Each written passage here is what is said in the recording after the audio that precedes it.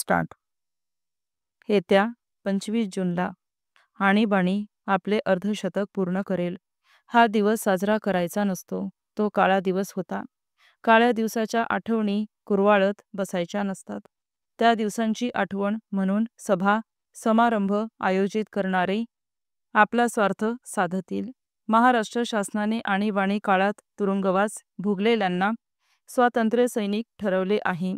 त्यांना पेन्शन भत्ता देण्यात येते.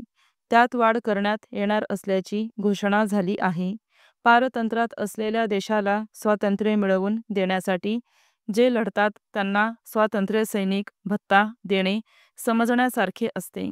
मात्र देश स्वतंत्र झाल्यावर त्या काळी सत्तेत असलेल्या सरकारशी संघर्ष करणारे परकीय शक्तीशी लढत नव्हते. त्यांना स्वातंत्र्य सैनिक कसे काय ठरविले?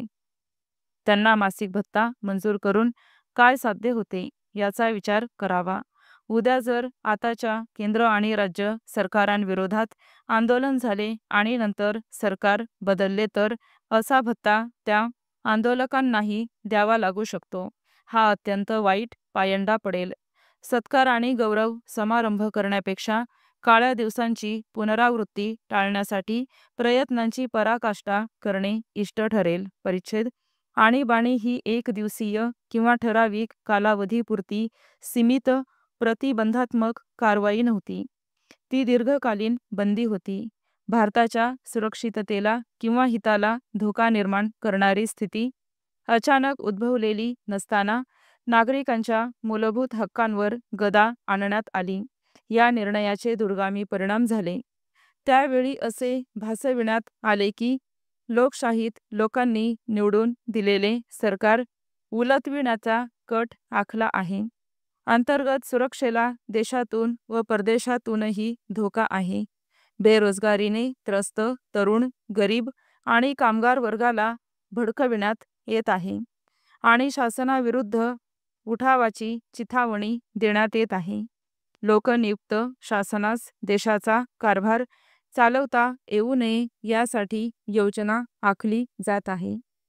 भारतीय सैन्य आणि सशस्त्र दले, पोलीस यांना कायदेशीर आदेश धुडकाविण्यास सांगितले जात आहे. असे चित्र निर्माण केले गेले.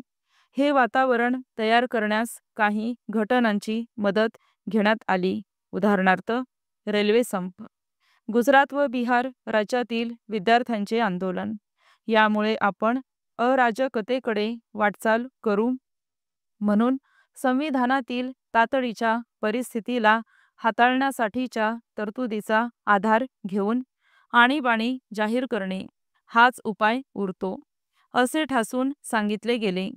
वास्तवात परिस्थिती उलटी होती हे सिद्ध झाले. तत्कालीन सरकारची प्रशासनावरील पकड ढिली झाली होती. सत्ताधारी पक्षाच्या एकमेव नेत्या काहीशा हतबल झाल्या होत्या. त्यांचा व त्यांच्या पक्षाचा जनाधार सार्वत्रिक निवडणुकांना सामोरे जाण्यासाठी पुरेसा नव्हता. विरोधक काही प्रमाणात प्रबळ झाले होते. भारताच्या काही प्रांतात त्यांना पाठिंबाही मिळत होता. जिथे संसदेच्या जास्तीत जास्त जागा होत्या त्या राज्यांत सत्ताधारी कमजोर होतील की काय असे वाटत होते. त्यातच अलाहाबाद उच्च न्यायालयाचा निकाल आला. पंतप्रधानपदी असलेल्या व्यक्तीची लोकसभेवरील निवड रद्दबातल ठरविणारा निवाडा आल्यावर निमित्त मिळाले आणि अवघ्या 12 दिवसांत लोकशाहीला काळिमा फासणारा, संविधानाची विटंबना करणारा निर्णय घेण्यात आला. स्टॉप.